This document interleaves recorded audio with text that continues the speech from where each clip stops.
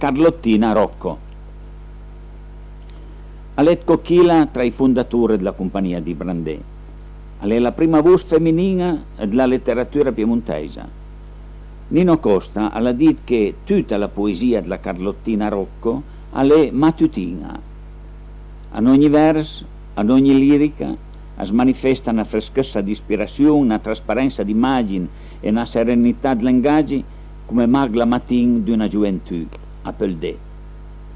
Sue opere poetiche sono Ans la brua del Sentè, del 1933, e Sogn senza pianà, del 1974. Era nata a Turin il 28 febbraio del 1908 e a Turin è mancata a settembre del 1992. I sentuma sua voce che andis il Ruet.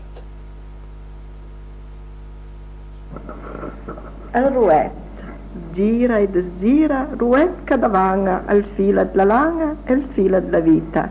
Canta e s'ancanta cor giù ca fila la langa sottile gruppanda marela. A fila e s'ancanta, filando illusione, s'al fil na canzone, s'al fil na speranza.